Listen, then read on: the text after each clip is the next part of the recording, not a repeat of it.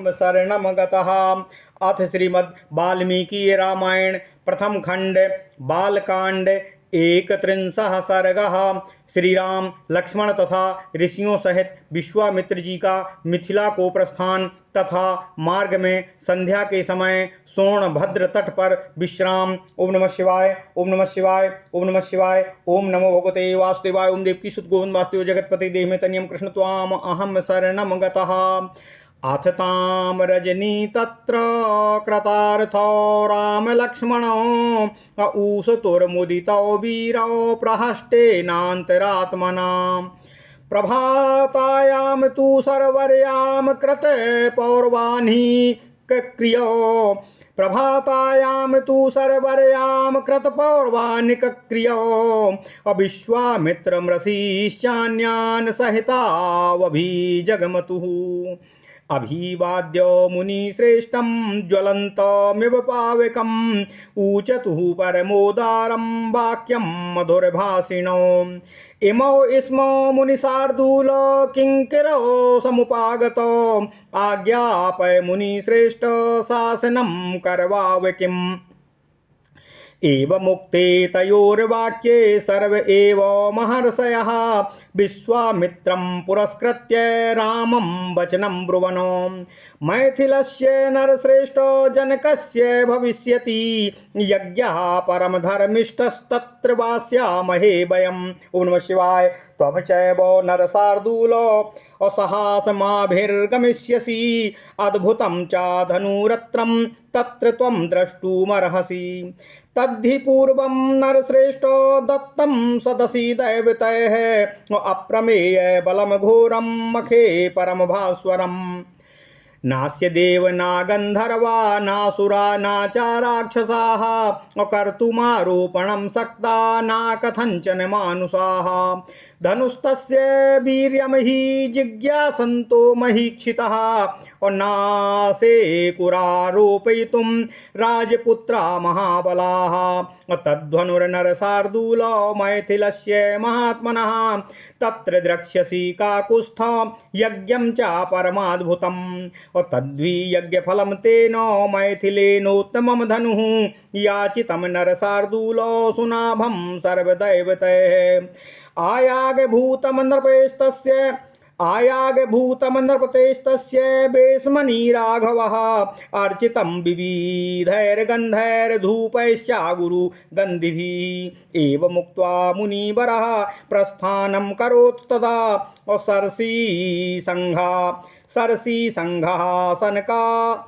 सरसीसंघः सकाकुत्स्थो आमन्त्र्य वनदेवता। ओम नमः शिवाय, ओम नमः शिवाय। ओम नमो भगवते वासुदेवाय। ओम देवकी सुत गोविंद वासुदेव जगतपते देहि में तनियम कृष्ण त्वाम अहम शरणम गतः। ओम नमः शिवाय। स्वस्ति वोस्तु गमिष्यामि सिद्धाश्रमादहम् उत्तरे जाह्नवी तीरे हिमवन्तं शिलोच्चयम्।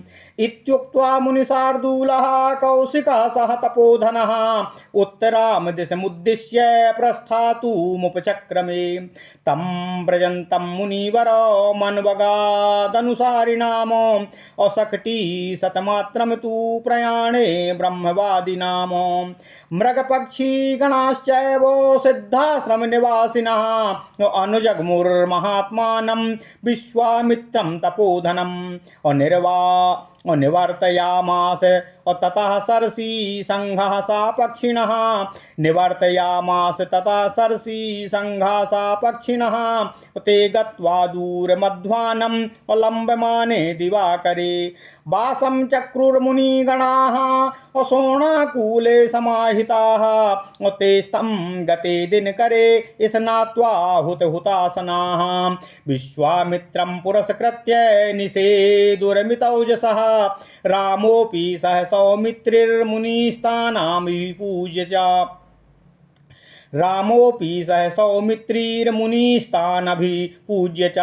अग्रतो निशसादाथ विश्वामित्रस्य धीमतः। अथ रामो महातेजा विश्वामित्रं तपोधनं पप्रच्छ मुनिशार्दूलं कौतूहलसमन्वितं। भगवान् को न्ययं से भगवान को न्ययम देशः समृद्ध्य वन शोभितः श्रोतुमिच्छामि भद्रम ते वक्तुमर्हसि तत्त्वतः नोदितो रामवाक्येन कथयामास सुब्रतः तस्य देशस्य निखिलो मृषि मध्ये महातपः। ओम नमः शिवाय ओम नमः शिवाय ओम नमः शिवाय। ओम नमो भगवते वासुदेवाय। ओम देवकी सुत गोविंद वासुदेव जगतपते देहि में तनियम कृष्ण त्वाम अहम शरणम गतः। अथ श्रीमद् वाल्मीकि रामायण प्रथम खंड बालकांड 31वां सर्ग। श्री राम लक्ष्मण तथा ऋषियों सहित विश्वामित्र जी का मिथिला को प्रस्थान तथा मार्ग में संध्या के समय सोमभद्र तट पर विश्राम। ओम नमः शिवाय ओम नमः शिवाय ओम नमः शिवाय। ओम नमो भगवते वासुदेवाय। ओम देवकी सुत गोविंद वासुदेव जगतपते देहि में तनियम कृष्ण त्वाम अहम शरणम गतः। ओम नमः शिवाय ओम नमः शिवाय। नारद जी कहते हैं, हे ऋषि सनत कुमारों, इसके बाद विश्वामित्र जी के यज्ञ की रक्षा को पूर्ण करके कृतकृत्य हुए भगवान श्री राम और लक्ष्मण ने उस यज्ञशाला में ही वह रात बिताई। उस समय वे दोनों वीर बड़े ही प्रसन्न थे तथा उनका हृदय हर्षोल्लास से परिपूर्ण था। रात बीतने पर जब प्रातःकाल आया तब वे दोनों भाई पूर्वाह्न काल में नित्य नियम से निवृत्त हो ऋषि विश्वामित्र जी मुनि तथा अन्य ऋषियों के साथ साथ गए। वहां जाकर उन्होंने प्रज्वलित अग्नि के समान तेजस्वी मुनिश्रेष्ठ विश्वामित्र जी को प्रणाम किया और मधुर भाषा में मधुर वाणी में उनसे यह परम उदार वचन निवेदन किया। हे मुनि प्रवर, हम दोनों किंकर आपकी सेवा में उपस्थित हैं। हे मुनि श्रेष्ठ, आज्ञा दीजिए, हमें आगे क्या सेवा करनी है। उन दोनों के ऐसा कहने पर वे सभी महर्षि विश्वामित्र जी को आगे करके भगवान श्री रामचंद्र जी से निवेदन करते हुए बोले, हे नरश्रेष्ठ, मिथिला के राजा जनक का परम धर्ममय यज्ञ प्रारंभ होने वाला है, उसमें हम सब लोग जाएंगे। पुरुष सिंह, तुम्हें भी हमारे साथ वहाँ चलना है। वहाँ एक बड़ा ही अद्भुत धनुष रत्न है, तुम्हें उसे देखना चाहिए। पुरुष प्रवर, पहले कभी यज्ञ में पधारे हुए देवताओं ने जनक के किसी पूर्व पुरुष को वह धनुष दिया था।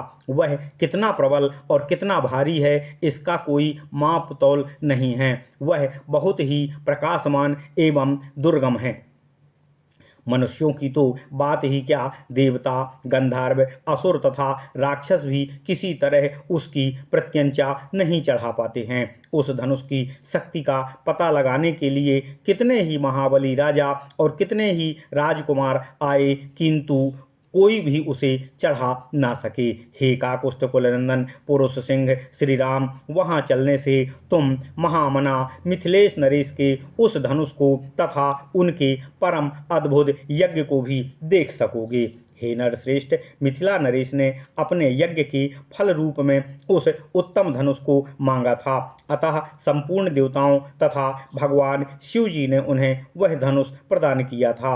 उस धनुष का मध्य भाग, जिसे मुट्ठी में पकड़ा जाता है, वह भी बहुत ही सुंदर है। हे रघुनंदन, राजा जनक के महल में वह धनुष पूजनीय देवताओं की भांति प्रतिष्ठित है और नाना प्रकार के गंध, धूप तथा अगर आदि सुगंधित पदार्थों से सदैव उसकी पूजा होती है। ऐसा कहकर मुनिवर विश्वामित्र जी ने वन देवताओं से आज्ञा ली और ऋषि मंडली तथा भगवान राम लक्ष्मण के साथ वहां से मिथिलापुरी के लिए प्रस्थान किया। ओम नमः शिवाय ओम नमः शिवाय ओम नमः शिवाय।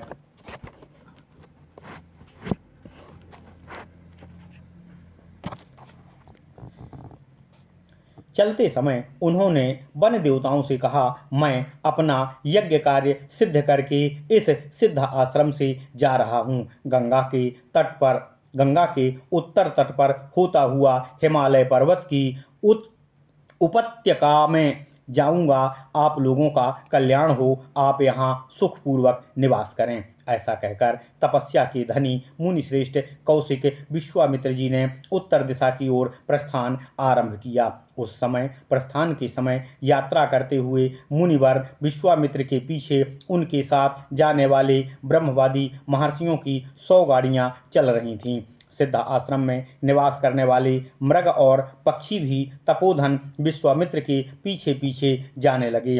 कुछ दूर जाने पर ऋषि मंडली सहित विश्वामित्र जी ने उन पशु पक्षियों को वापस लौटा दिया। फिर दूर का मार्ग तय कर लेने के बाद जब सूर्य अस्ताचल की ओर प्रस्थान करने लगे तब उन ऋषियों ने पूर्व सावधान रहकर सोनभद्र के तट पर पड़ाव डाल दिया। जब सूर्यदेव अस्त हो गए तब स्नान करके उन सब ने अग्निहोत्र का कारण पूर्ण किया। इसके बाद वे सभी अमित तेजस्वी ऋषि मुनिवर विश्वामित्र को आगे करके बैठ गए। फिर लक्ष्मण सहित भगवान श्री राम भी उन ऋषियों का आदर करते हुए बुद्धिमान विश्वामित्र जी के सामने बैठ गए। इसके बाद महातेजस्वी भगवान श्री राम ने तपस्या के धनी मुनिश्रेष्ठ विश्वामित्र जी से कौतूहल पूर्वक पूछा, हे भगवान, यह हरे भरे समृद्धिशाली वन से सुशोभित देश कौन सा है? मैं इसका परिचय आपके श्री मुखारबिंद से सुनना चाहता हूँ। हे प्रभु, आपका कल्याण हो, आप मुझे ठीक ठीक इसका रहस्य बताने की कृपा कीजिए। भगवान श्री रामचंद्र जी के इस प्रश्न से प्रेरित होकर उत्तम व्रत का पालन करने वाले महातपस्वी विश्वामित्र जी ने ऋषि मंडली के बीच उस देश का पूर्ण रूप से परिचय देना प्रारंभ किया। ओम नमः शिवाय। इत्यर्थे श्रीमद् रामायणे वाल्मीकिये आदि काव्ये बालकांडे 31 सर्गः। इस प्रकार श्री वाल्मीकि निर्मित अर्थ रामायण आदि काव्य के बालकांड में 31वां सर्ग पूर्ण हुआ। ओम नमः शिवाय, ओम नमः शिवाय, ओम नमः शिवाय। ओम नमो भगवते वासुदेवाय।